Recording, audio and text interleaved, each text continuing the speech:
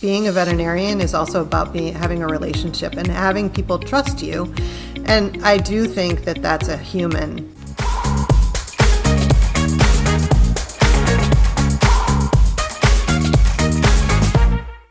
Good day, everybody. I am Dr. Bonnie Bragdon. I'm your host today. The podcast, Veterinary Insider. It's the podcast for veterinarians and maybe others out there who want to keep veterinary medicine independent and veterinarian owned. This podcast is powered by IVPA, also known as the Independent Veterinary Practitioners Association.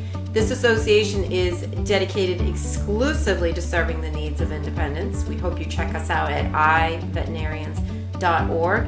And today my guest is Dr. Lisa Beagan. So Dr. Beagan, I swear, I thought I found my long lost twin sister. I grew up in Maine. You spent time in Maine. You're as crazy as I am. You've got the entrepreneurial bug. And we are going to have a crazy conversation today. So I'm really excited. What my audience should know about Dr. Beagan is that she continues to practice, score big points there. She has started a technology company, whoop whoop, and she continues to play pickleball, hang out with her animals, and visit and watch her son's performance in Boston. I just have to take a personal moment, Dr. Beagan. So what does your son do in Boston? I understand he's an actor or a musician. He's a little bit of both, actually. So he graduated with his BFA from Boston University last year as an actor, as a performance major. And he also was in their a cappella group, and he's a guitar player.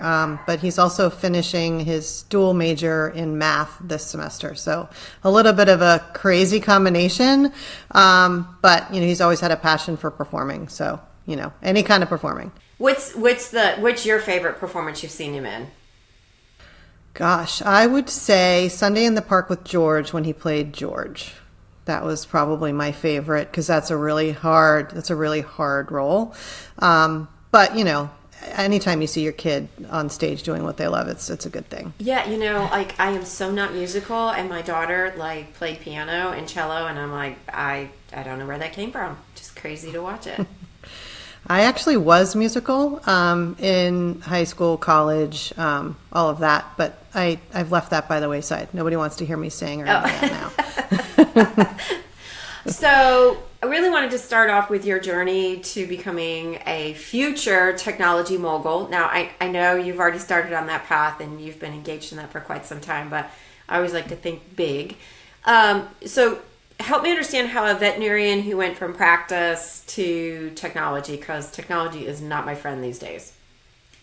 So basically I started a long ago, and I describe it as the dinosaur ages when I was in college, and I was actually a computer science minor with a math major.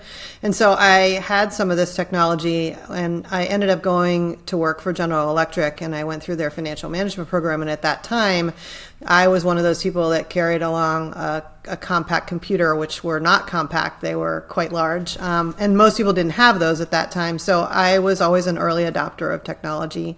Always wanted to be a veterinarian, went back to veterinary school, and just always had this entrepreneurial spirit that I wanted to go back to. And I just saw some needs in the veterinary space, and they happened to be technology. And technology's changed so much that I did have to really pull myself along. The other part of it is that I went back and got my MBA and graduated last year. And I did my executive MBA, and everybody was a lot younger than I am. So technology was really important in that class. And so in that program. And, AI was just on the forefront. And so we did do a lot of courses regarding AI, machine learning, and just sort of, adding that to our business education. And so between the two, that is sort of how I ended up there. And AI has always been interesting to me. Even before I went and got my MBA, I was debating, was I going to do something more related to AI so that I understood where AI was going, and, especially AI in healthcare, or was I going to get my MBA? And I actually reached out to a friend of mine who is a venture capitalist, and he's known me, since college. And he was like, Lisa, you don't know anything about AI. Why would you want to go into that realm? And I was like, I find it fascinating. And just because I don't know something now doesn't mean that I won't know something later. So he convinced me to get my MBA, and, he was like, you need to stay where you're good at being, a practitioner, a clinical practitioner. That's where you're good at. And so I didn't fully listen to him. And, that's the long story of how I ended up where I am. Yeah, Lisa, I really like something you said, which is, and I think this is probably the motto of every veterinarian, right? It's like, just because I don't know it today doesn't mean I can't learn it and I won't learn it in the future. I was taught in school, it's not about what you learn today, it's about how you learn to learn. And being on the commercial side of things in my own job, I feel like I've stayed, that commercial with I stayed in a Holiday Inn Express, and therefore, ergo, I am an expert. And so I think that should be the mantra of every veterinarian, right? So how could you, when you're talking maybe to younger, less experienced veterinarians, how would you help them embrace this idea that just because I don't know it today, I can't learn it tomorrow? I think it's really important to embrace lifelong learning. As veterinarians, we have to learn a lot in vet school, and there's no time to really do a lot of other things at that time. But because it teaches us how to learn and how to be able to, we can master, in my opinion, we can master anything. If we can master vet school, we can master anything. So, the sky's the limit, and people should never, sell themselves short. Well, so one of the things I do want to come back to the technology realm, just because I think it's just very relevant. And when you're a practitioner and you've got your head, in the game of practicing, you may not be, really watching what's going on in technology. So I know you were in Kansas City like I was. I was there a week later, but you were in Kansas City a couple weeks ago for the Veterinary Innovation Summit. Did I get that Yes. right? So tell me more about that and what you learned. So the Veterinary Innovation Summit was a conference where people a lot of it was technology based. AI was pretty forefront, machine learning. So there were a bunch of companies that were, in the scribe world, ScribbleVet, Covet, VetRec, those sorts of companies were there talking about, that's a pretty new field for veterinarians so that we can get our notes done in a much more timely fashion, trying to make things more efficient. So that was, one area. And then we had people talking about what is next for AI and machine learning, and what are the pros and cons in the healthcare field, and talking about it's not really there yet as far as AI goes to be able to replace veterinarians or replace what we know, because it does do something called hallucinations, which means that it's not always going to be correct, and sometimes it's scarily incorrect. It might think you have a dog when you have a cat, or vice versa. And, so it's still, and it also looks at Google, and so it looks at things that are on the web, and it's a little bit behind as far as the years that it's looking at. So brand new treatments, like the new treatments for parvo and things like that, will not be captured, in a generative AI realm. So, we talked about that, and we talked about a pretty cool new use for technology that I was amazed by is that they're going to be using cameras to be able to look at pets basically and determine if they're limping or if there's something different. And so it's a little, some people might find this a little creepy, or some people might find it really exciting, but using like a Ring camera to be able to see the animal running outside and then alert the owner to say, I just noticed that Fluffy is limping on that left hind leg, or, isn't as active. You might want to seek out, your veterinarian's ideas of what's going on. So I thought that was pretty fascinating that we're, coming into some video ability for, evaluating pet information. And then we also talked about economy and what the economy is like in the veterinary space now, and, do we have to look for a downturn and that kind of thing. So it was overall a really exciting meeting. Yeah, so, Lisa, and I hope you don't mind my calling you Lisa, Dr. Lisa, I kind of wonder, and this is where sometimes I get challenging, I am a small business owner. My regular listeners know that. I have a retail store that sells uniforms, and I have tried to embrace technology, and I've had a lot of technology fail for me. So, the first question is, do you think that technology is going to increase the cost of care or decrease the cost of care? And how long is it going to take to get us there? I'm hopeful that it'll decrease the cost of care, but maybe not. It may not be fully financial. It may give us some extra ways to be able to do better with our patients and make maybe less mistakes because there are some algorithms that we can use.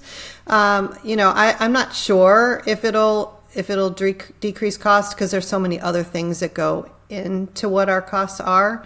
But I do think, like I said, that it will give us some opportunities, like, thinking about ScribbleVet and things like that. That's really, been a game changer for me in that it gives me more time to be in front of a pet. I can spend more time with my patients and less time writing my notes. So, hopefully it'll be an efficiency situation. Nice. Well, and I really want to hear more about YourVetBox, which is your technology company. And we had some fascinating conversation around that ahead of time. So why should a veterinarian or a practice manager explore YourVetBox? Like, what does it offer? So YourVetBox it came out of the fact that I had my entire staff I had the same person that I'd been working with for a very long time as my office manager, CSR, and she retired, and I ended up having to get new staff into my office, and that meant training and making sure that they knew exactly how we did things, and it takes a long time. And so what we found was that our CSRs had a hard time knowing what was an emergency, what was urgent, what could wait. Answering questions and understanding what pet owners needed. And I would find some of the appointments would be put out next week that I knew if we waited till next week, that animal would potentially even be dead. So, out of that came the need to do something about that. So YourVetBox is basically a pet triage, online platform that CSRs, and it has two modalities. CSRs can use it as a call script so that they can determine, they'll input the information that the pet owner gives them about what some of the symptoms may be that the owner is seeing. It also has a toxin calculator, a chocolate calculator, and so it gives them some information that in the past they would have had to go to the veterinarian and say, like, what do I do with this? And it hopefully will cut down on time and make things more efficient and make sure that these pets are getting the care when they need it at the right time. So they'll auto-traverse a decision tree that was created from me and my partner. Between the two of us, we've had about 50 years of veterinary medicine experience, which is, kind of sad to say, but, it does help us in making a decision tree to help CSRs and pet owners. So basically, a client would call in, tell the CSR what they're seeing, and this online platform helps them to get to know when to create the appointment for this pet. And the other part of it is that it captures all the data that was given to that CSR about the pet and about what they're coming in for their appointment. And then it sends an email in a PDF form so that at this point, until we integrate with some of the PIMS, which is somewhat challenging, it's a technological challenge at the moment to be able to integrate with all of them. But it gives them something so that when they walk through the door, they already know all the answers to the history that was given on the phone, which right now I think we miss a lot of. We just know it's a dog that was vomiting and that's all we have. So you mean like your nurse isn't going to interrupt you in the middle of the worst part of surgery to say, I have this dog with a broken toenail, what do I do? Right, exactly. Yeah, exactly. I remember those days, yep. Yeah, and also, you're not going to find a dog with a, serious eye problem on your appointment schedule for next week. Yeah, because it's been waiting a whole week. Right, exactly. So, the key that our company is trying to do is we're using a decision tree instead of straight AI. And a lot of companies that don't have veterinarians involved are looking to use straight AI because they don't have that 50 years of experience to create the decision tree. So, and that means that there are going to be mistakes that are made. There are mistakes made even as veterinarians, right? But, with a decision tree that's been vetted and, we've, no pun intended, we've spent a lot of time like looking for our any issues. The goal is to get that care the way they need to have it. Well, so I heard something really interesting, and that is that so help me understand and my audience understand that artificial intelligence is only as good as what its foundation is. And so when a practice is evaluating artificial intelligence, what kind of questions should they be asking the salesperson? So, I think with artificial intelligence, they need to understand, well, where are they getting, the data that's making this artificial intelligence make these decisions? So, that's the important part. It's only as good as the data behind it. So, our goal with what we have is that through these decision trees and the data that we're capturing, it's going to help us to teach the model to use our data. Whereas, some AI models, they're going to use, data from everywhere. There's no source right now in veterinary medicine where we're all putting our data so that we can start to train these models to understand like true data that we're using as veterinarians. They're pulling it from all over, the internet basically to get information, and it may or may not be correct. And that's why when I keep going back to the scribe options, sometimes they're going to say something very wrong. You're going to have something spelled wrong. And so most of them will ask you to tell them when there's something wrong so that they can reteach that process. Okay, I can't help it. I'm sometimes terrified of technology. So what I'm hearing is I could help the machine become smarter than me. Mm-hmm. Is that true? Well, no, I don't think you can ever, I think that the machine can help you become smarter is like how I want to look at it. I mean, I think people are worried that they're going to take over what we need, but you and I know that being a veterinarian is also about having a relationship and having people trust you. And I do think that that's a human response, is that between humans we make relationships, and I know with my my clients, a lot of the reasons that they come to me is I may not be any better than any other veterinarian, but it's the relationships that I've built with them. Nice. Yeah, and so I understand that you also have a consumer piece of the business. So just in case anyone's out there, any consumers, any pet owners have stumbled their way into this podcast, what should they know about your VetBox that could help them? Yeah, so the pet owner version, because it's an online based, platform, they could go through and use this any time of night, 24/7. So in the middle of the night, Fluffy eats a bar of chocolate. They can get on and say, okay, Fluffy ate this many ounces, Fluffy's this weight, and it'll tell them, okay, you need to go to the emergency room right now, or you can monitor because it doesn't look like it's a toxic amount. And hopefully my goal with some of that is that, the pet owners will be getting the right care so they can wait for their general practitioner in the morning if it's appropriate based on what we've determined, or they know to go to the ER and it's a true ER and, an ER experience. And so one of the things that I know in my area is that the emergency clinics where I am are just bombarded with things that could have waited probably to go to their general practitioner, but the owners just didn't know the answer. So hopefully it will mean that we bring things back to the general practitioner that they should be doing, and that will be financial as well. And, also that the owners can have some, sense of peace of mind that they can wait. And then the other part of it is that hopefully it'll free up some of the time in the emergency clinics for them to be handling true emergencies. What I'm hearing you say, Lisa, is that it's not really that artificial intelligence is magically giving you an answer. And what I really like about your VetBox and your technology is that you're really just automating your thought process, right? You're just taking your knowledge and you're automating it so it can be accessible when you aren't. And so a pet owner can have some assurance that, yeah, I'm accessing the right information in the right order. And veterinarians can feel confident that it's not gobbledygook. Right. I mean, one of the things to really to know is that we're not diagnosing anything. We're not saying, okay, this is what your pet has, but we're saying this is how urgent what your pet has is and how quickly you need to be seen. In the pet owner version, we do have, we do have a symptom checker where they do put in, this is what I'm seeing with Fluffy. And then it will give them some idea of what their veterinarian, when they see their veterinarian, what are some of the things diagnostically that they're going to want to do to diagnose what it is. And it'll give them, like the top 5-6 things that could be showing these symptoms. I mean, we know as veterinarians that, lots of symptoms can be lots of different things. things. And so, diagnosing just from somebody inputting information is just not going to give you what you need, and that's just not the way to diagnose anyway. But it does give them some preparation so that when they come into your clinic, they're not surprised when you say, I would like to run some lab work and I'd like to do some x-rays. So, they sort of have some idea of what to expect when they come. Nice. So I'm going to challenge you again. And so there's been a lot of discussion about the veterinary patient client relationship. Lots of veterinarians are really feeling very prickly like a porcupine about being kind of attacked or their medicine being diluted by telemedicine.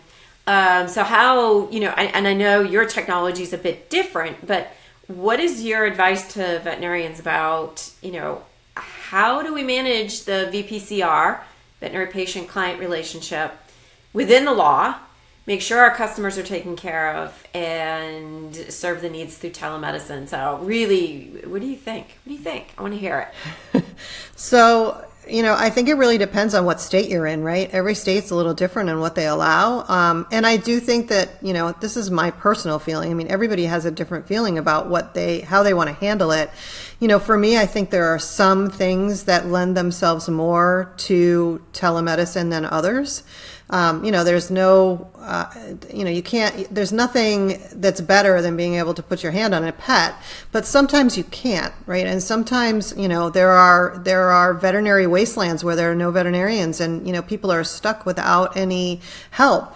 It's 3 hours to their next veterinarian. So, I think it does serve a purpose. I think that, for me, up front and center with your patient is the best, but there are some circumstances where I can't do that, or, I'm booked and I can't do something, and I will do some, what would be considered telehealth with pictures and, try to get them care, because that, in my opinion, that's my primary goal, is to make sure that pets are taken care of and clients don't feel like they're just left to do things on their own, which they will if we don't help them.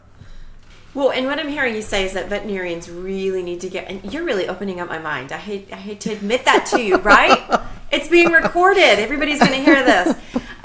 So, Dr. Lisa, really, truly, what I'm hearing you say is that we all have to, veterinarians, healthcare providers, have to become more comfortable with alternate sources of data. Yeah, I think that's true of all of us, right? And we need to understand it so that we know how to use it. Because if you don't understand it, then we're going to end up using it incorrectly. If you think that you're going to be able to use AI in its form the way it is now in a healthcare platform and you're not going to get mistakes, then that's a problem, because it hasn't, the models haven't learned yet. We don't have enough data to give it to be able to have it make these answers correct every time. And I'm hearing too, like, this is blowing my mind. I'm not blowing smoke. I mean this. What's blowing my mind is that I need to start thinking about animal health in different ways. I need to start thinking about a camera, and how does artificial intelligence interpret that data differently than I do. Just like I trust an immunoassay, right? Immunoassays, I barely remember how they work. There's an antibody, and there's this, and there's fluorescence and chemiluminescence. At the end of the day, I have to have faith in that science, that somebody smarter than me that developed it. And we're kind of going through a similar revolution where we have to have faith that somebody has taken artificial intelligence, interpreted data and our tactile senses, and interpret that in a different way. Because I can't see the world the same way as a camera. Right. No, and it's scary because it's new, and and I do feel like it's just not there yet. So that's why, for us, the decision tree part of it was, instrumental in making sure that we weren't capturing things that were incorrect.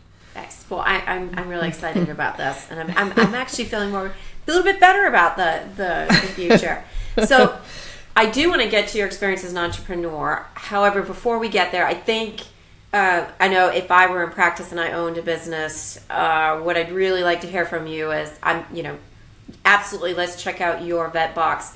But what advice do you have for veterinarians who are just checking out technology overall? Like, how can they trust that promise? How do they implement the technology? How do they make sure it's working? Like, how do they approach making a decision about technology? Because it's so fragmented right now. It is. I think, that the key is that we as veterinarians need to be able to make sure that we're testing things that we're using and we're not just taking it at face value. And I keep going back to the scribe stuff because that's the newest stuff that that's the stuff that's been out there and people are actually using the most of.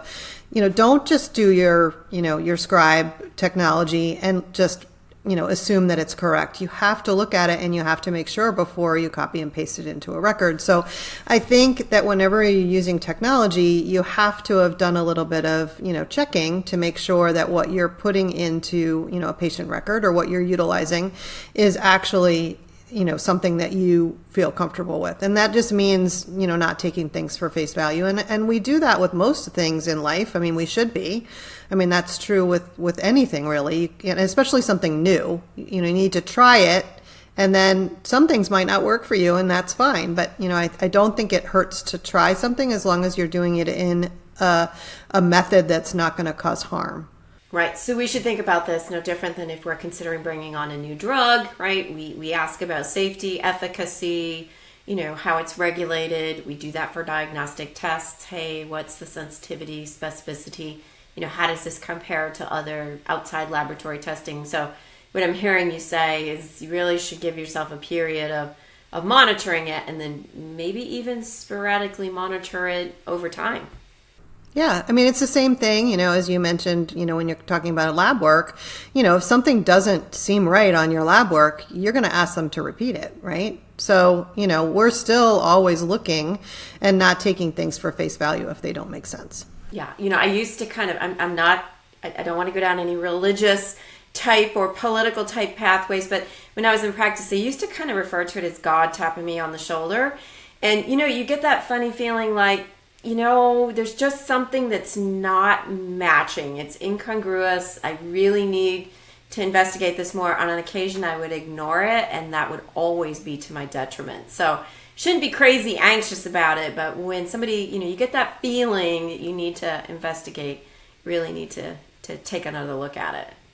Back to your question about new grads. I mean, I think new grads have a benefit in that they, have been around technology forever. They started when they were little. So, I think that for a new grad, this is probably not as scary as for somebody who's, not been around technology all their life. Yeah. And so, I think that kind of takes us in another direction too. The idea of how do we work with new veterinarians? What do we tell them? How do we mentor and coach them? And I always like to remind everybody that mentorship's a two-way street, right? While we share all of these deep learnings, years of mistakes and blood and sweat and tears, they can share back with us. And so might make us more comfortable with new technology. So for a veterinarian who may be in school or a veterinary student or just come out, a new career, early career veterinarian, what do you tell them about ownership, practice ownership? So, I think everybody's a little bit afraid of practice ownership because they realize that it does require quite a bit of knowledge that I think when you get out of veterinary school, I think you and I talked about this, that so many veterinary schools do not teach the business aspects of veterinary medicine, which in my opinion is a detriment to these new grads because they don't know, the ins and outs of how to run a business, which it's in itself is a lot. I mean, it's like adding a whole nother layer to what you need to know as a veterinarian if you also own a practice. But when I also think about the fact that new grads coming out, if they're doing something where their salary is pro-sal, in a way, they're owning themselves as a business. So they need to understand exactly what costs go into things, how to make it so that, they can make more money in their salary if that's the way that they're paid. And I think that it would be helpful if veterinary universities would add some sort of business, a few courses in negotiations, in, what is a profit and loss statement? How do I know, why is this business not paying me more money? and how could they pay me more money, And so I think understanding the basics of what profit is and how people are paid, so that, if a business is making more money, then, in the end, the person that's working for them should be making more too. So I feel like we miss that for these new grads. And if they don't have it at their university, I think, even learning some on their own, or finding, a veterinarian who owns a practice who's willing to talk to them about what does it mean to own a practice, and how do they, make things work. I mean, there are sort of models that people look at to, we call it the 20-20-20 rule, where, 20% of your revenue goes for this and 20% goes for that. And, that's how you determine if you're in a practice that, is it gives you an idea of whether or not it's going to be profitable, whether or not you can keep costs under certain things. And so I think those things are helpful. And there's a lot of groups out there that also have mentorship in the business aspect. I joined am I allowed to say I joined the Veterinarian Management Group, and I am in a group with 9 other like-minded veterinarians who own mobile practices, which is what I own, and it's been life-changing, because we all are able to talk about the things that are difficult, and how we, what things we've done that have worked for us, what haven't, and I think it'd be nice if young veterinarians had that option too. Yeah, I love what you have to say. So the Veterinary Management Group, it's a great group that's been around for a very, very long time. What I hear all the time is the camaraderie, the ability to call somebody who's in your situation and get that one-on-one peer counseling is invaluable. I will mention that IVPA does have a connection with well-managed practice groups, and if you'd like to explore that type of relationship, check us out on iveterinarians.org. We have a member discount with Well-Managed Practice Group. And if Veterinary Management Group would love to give us our members a discount, we'd love to hear from them as well. Yeah, I think any of the management groups that give you that camaraderie and mentorship is, it's invaluable. Yeah, and I think, Lisa, all kidding aside, I think the most important thing I hear over and over again is don't let yourself become isolated. I know when I owned my practice, I was all by myself. I was a solo practitioner. And I think that was the thing that I hated the most, was feeling isolated and alone, like I couldn't reach out. It was way before the days of Vin, so I'm really, really dating myself.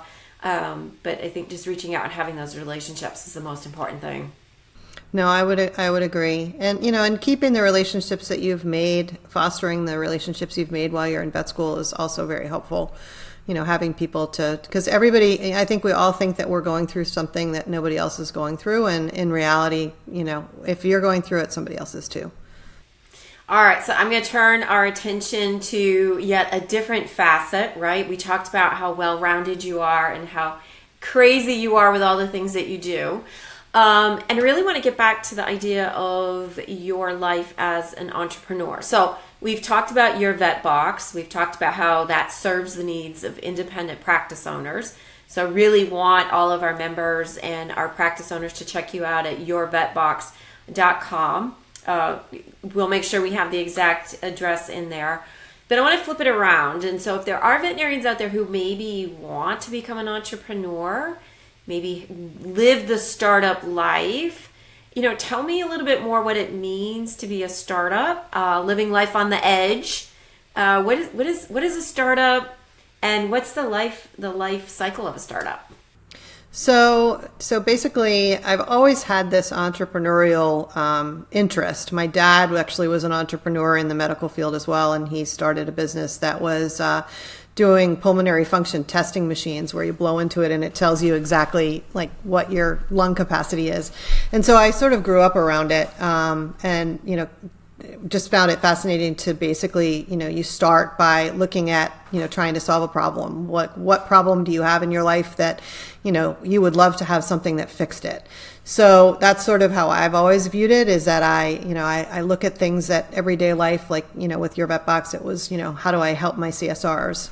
So, it starts with that. It starts with an idea, and then you sort of formulate it. With what we're doing, we've been bootstrapping, and that means that we're putting our own money into it. And, the hard part is the funding part of being a startup. A lot of times there are a lot of different ways to fund a startup, and it just depends on where you are in the process, where you're going to get your funding from. So in the beginning, it's usually, what they call friends and family, which is, everybody who believes in you and believes in what your product is. There's things like Kickstarter and, ways to be able to get people you don't even know to, give you money. And then, second off, there's people like angels, which usually you have to have some sort of revenue. It doesn't have to be a lot so much with an angel, but, they want to see that there's some sort of money that might be coming in, for them to invest in you. A lot of times at that point, the money is not as much as you might get with something called a venture capital investment. And, that's when you have people who want to invest in you and they expect a return, on their investment. And then at the other end of it is what's called private equity, which, then they want to have a seat on your board. They have more, say in what you do as your business. And so basically you start off with your idea, and then you do something with what that's called an MVP, which is, basically your minimum viable product, which is like the product that, it's not perfect, but it gets the idea out there so that people know what you're looking for. We had our MVP probably 2 or 3 months ago. We started doing what's called beta testing, which is where you have people testing your product to see what they like, what they don't like. And it requires iterations. Like, you think that somebody wants one thing, and then, you send it out there and people are like, oh, no, I don't want it to do that. And so, sometimes what you think is the problem is actually not the problem that you're trying to solve, and you get something else. So a lot of times there's a back and forth of, changing your ideas, and you have to be a little bit flexible. You have to be able to listen to what people are saying they need and change on the fly to something else. Then once you have that, then you're looking at, trying to do some more funding and getting your product to market. So you have to figure out, how are you going to market your product? What ways are you going to get people to know about you? So marketing is next. And then, making sure that you have the market fit, that, sometimes you think that your market's going to be pet owners, and then you realize, well, actually my market is veterinary clinics, not pet owners. And so it's all sort of a trial and error to figure out, is your product what it should be, and is it going to make money? And a lot of startups, as we know, don't make it, which is why venture capital and private equity, venture capital, I think they say 1 in 8, 1 in 10 will make it, of the ones that they fund. So it's risky for them. So they want a good return. So, you got to realize that when you're looking for that kind of funding, other than I forgot one other is grants. I mean, you can get grants from your state, government, women owned. There's all sorts of grants. And what that means, I mean, those are the best in that, you don't have to pay them back. They want people like you to succeed. So whatever lane you're in, and you fit that grant, then, good for you. You've got some money to be able to use. But that also requires finding the grants, like looking them up and being able to know how to write up your grant proposal. You actually have to write up who you are and why you need the money and why they should give it to you.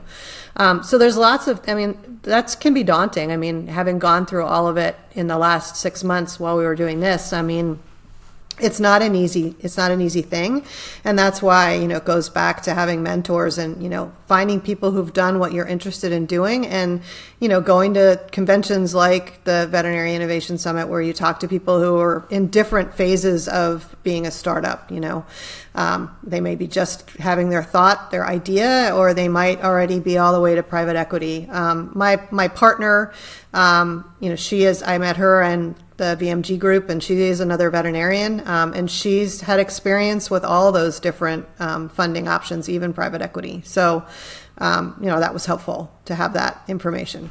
Yeah, so I followed in Kansas City a week after you at the Animal Health Summit, and I was helping my employer. I work for Centerpoint Biotech, and I was helping my employer with investor relations, and so I was networking and made a connection with one investment bank, and they're like, Yeah, Bonnie, sorry, we can't help you. We only fund companies that need $100 million. And I was like, well, I'll reach out to you next year. Maybe next year we'll need $100 million. So, it's intimidating.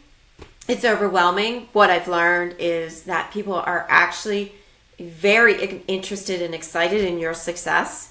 They might challenge you. They might make you feel, sometimes I feel inadequate, like maybe I haven't progressed or I'm not communicating well enough. But every time you have that interaction with an investor or with a consultant or somebody else, it just makes you better. So I hope all veterinarians out there understand that perfection should not get in the way of good. So, what would you say about that? Like, I know as a veterinarian, if you're like me, you were trained to be perfect. You had to ace every test. You had to ace every class in order to get into vet school. And if you didn't ace it, you felt like a failure. So how do you deal with your failure demons and your perfectionism?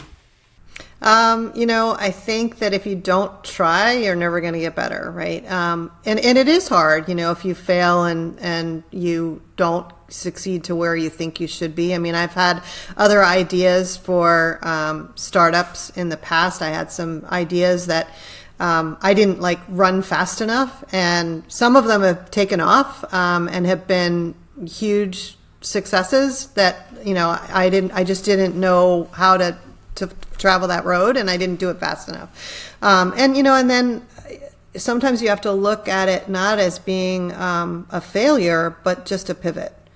And I think that's a big one, is don't look at it as a failure. Look at it as you learn. Everything you learn from something, and you just have to be willing to let go of whatever idea that might not have been the right one and move with whatever is correct, that pivot. And you brought up a good point about, I think you said 8 out of 10 ventures are likely to fail. And so a couple of things that are new to me: networking, combining ideas, working with others, not letting competition make you feel anxious, but learning, always being open to trying new things. And so it's, whether it's a small business or a startup or any of these types of scenarios, it's a contact sport, and you have to be prepared to take a few hits, but get back up and keep on running.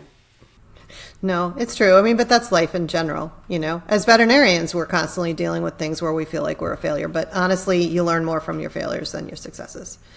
I remember when I was getting my MBA, and we actually had an entrepreneurship class, and we had some pretty interesting people come talk about. We had a guy who started Hello Cupid who came, and every single one of the entrepreneurs that came and spoke had a pretty massive failure before they had a success.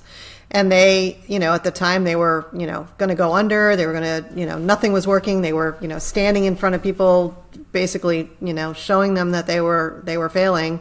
And the next thing they know, they succeeded. So I think behind any successful person, they're going to tell you that they've had a failure, because if you don't take the risks, I mean, you're not going to succeed. I mean, one of my partner always says, 0% of zero is zero. So, if you don't try, you're going to stay at zero. All right. So I'm going to drop another bomb. We love these, right? So this is great quotes. Sometimes I vilify private equity. When I'm talking about independent practices, I just moan and complain about how private equity is ruining the profession. But you make a really good point that we have to have private equity to move anything forward. So what's your how do you manage through that ethical dilemma, private equity? Well, I think that, again, it's sort of like our conversation about AI, is that you have to go in with your eyes wide open. If you're going to, my choice for my business right now is not to look for private equity funding, because that's going to mean that I lose some of the control over where it goes, because that's part of what happens with private equity. And when you're ready for private equity, it means you're getting, a pretty good amount of funding. And I think, we also have to realize that their goal is to make money. So, and they have a timeline that they're on to make that money. So, you've got this big infusion of cash from your private equity investment, and then you use that up in the hopes that you then at the 5-year mark or whatever their goal is, that you are giving a return on investment that they're expecting. And I think that if you're okay with giving up the control and you're okay with knowing that their goal is to, cash out and make the money at a certain period of time, then fine. But I, like you, also believe that, it goes back to that relationship conversation that we had. When you're talking about corporations and money is, your driving factor, the relationship part of it may not be as important to some. I mean, again, you have to know who you're allowing into your business. Not every person is going to have the same ideas of what you want.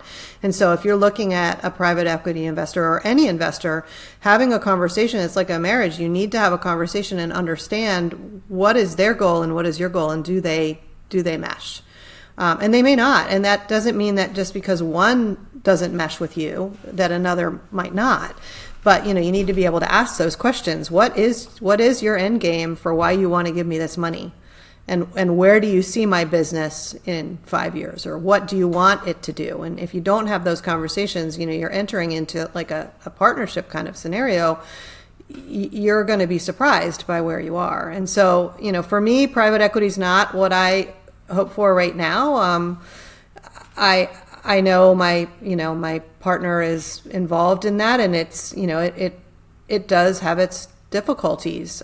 It gives you some good influx of money to be able to do a lot of things, but it also pulls away you being a veterinarian. If you're talking about it for a veterinary clinic, which we all know that that's been happening in the veterinary land. It does change. You've got a big umbrella that you have to pay for. It's not just veterinarians in a clinic anymore. It's, CEO, COO, CFO, all of the, management umbrella also has to get paid. So that means that pushes what your profit, what your revenue needs to be in order to pay for all of that as well. Yeah, so I think it's really, really important that veterinarians understand funding and how that works. Just like Dr. Beagan said, at some point she will have to decide how she's going to exit from her technology startup.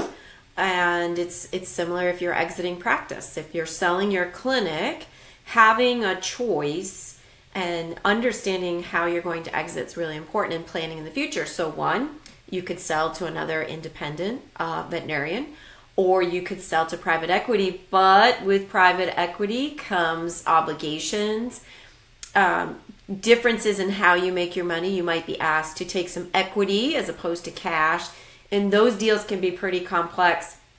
So if you are considering selling your practice to a private equity, a corporate entity, or larger business, and there are a lot of good resources out there.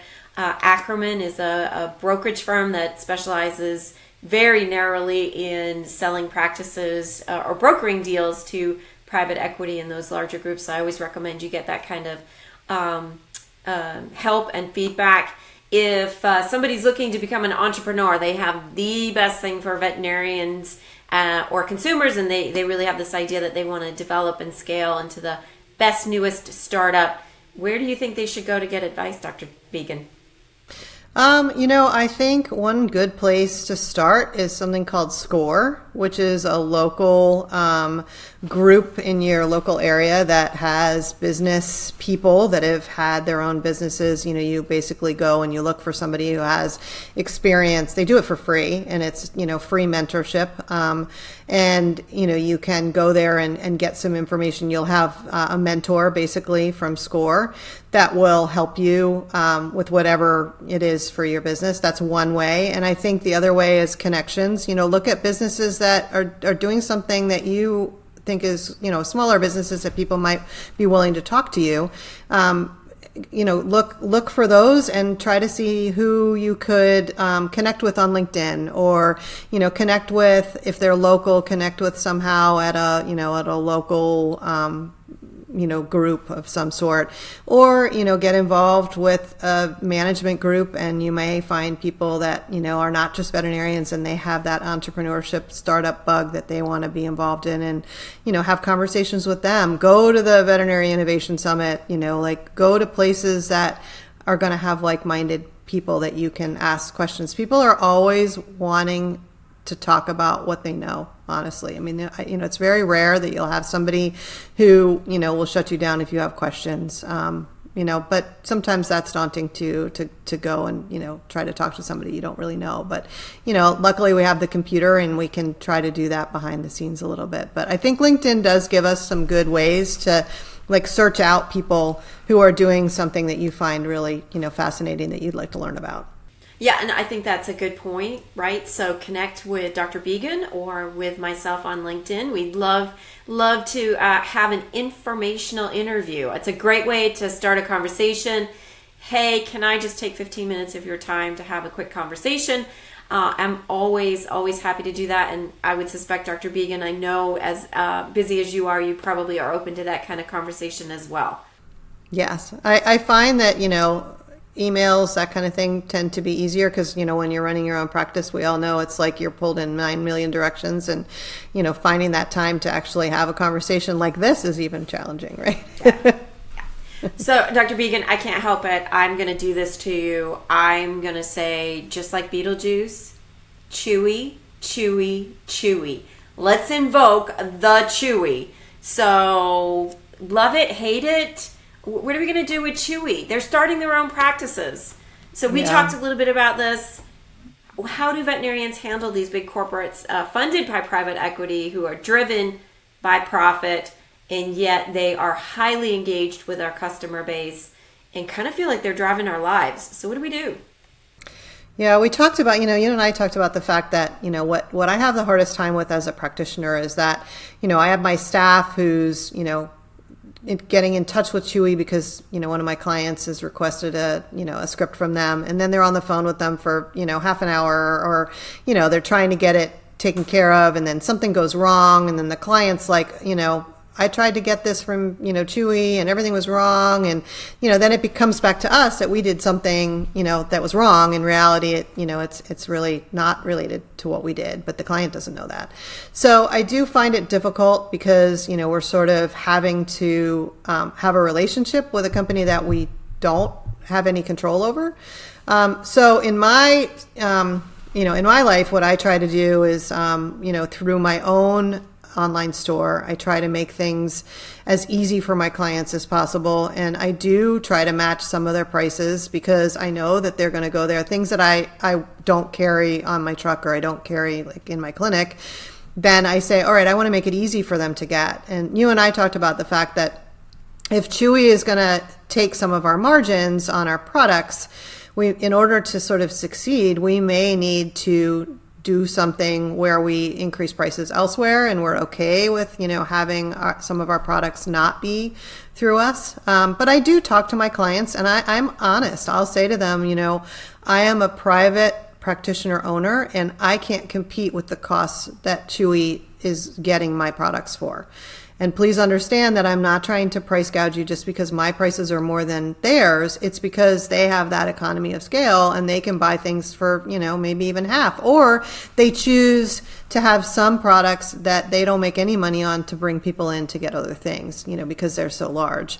And I'm pretty honest with my clients. And a lot of my clients are like, oh, I didn't think of it that way. I didn't know that it would affect you and your business.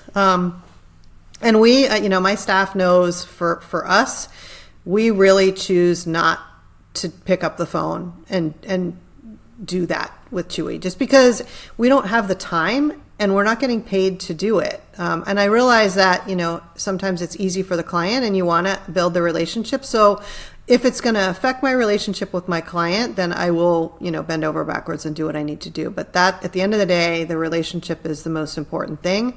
And hopefully with being transparent and honest about why it's important to buy something from me as opposed to somewhere else, hopefully that will get through and it'll, make the difference. But I understand also, Chewy's a business. They send people flowers or something when their pet dies. They do all sorts of, relationship building things that clients do really like. But, and they're here to stay. And I think we need to figure out how to play in the sandbox together so that, we don't all feel so threatened. Yeah. So I think you've had a great recurring theme throughout this whole entire podcast, which is it's all about relationships, right? We need to have relationships. There's lots of things that help us. We might feel more at peace, less anxious when we have those relationships. We learn from others. We learn from our competition. I love to know what they do well so I can copy them. So it was great talking to you today. I think relationships are something that everybody needs to pay attention to in the veterinary space. Dr. Beagan, is there anything I didn't ask you that I should have asked you? The only thing that I want to drive home is that, for new veterinarians out there, and for any veterinarian that's thinking about owning their own practice or doing something different, I just want to encourage them, to be a lifelong learner and to take risks and do things that make them happy. Because so many times I just hear veterinarians feel so trapped, and we're never trapped. We're veterinarians and we're capable of so many things. Well, Dr. Beagan, I cannot wait to see our podcast go live. So those of you who have joined us, really check out Dr. Beagan at YourVetBox.com. Connect with her on LinkedIn. Email her if you can find that email address. Check us out, iveterinarians.org, to learn about the benefits of IVPA membership. And you can connect with me on LinkedIn as well. So again, you are listening to the Veterinary Insider, the podcast for veterinarians who want to keep practice independent and veterinarian owned. And I hope you'll join us for our next episode.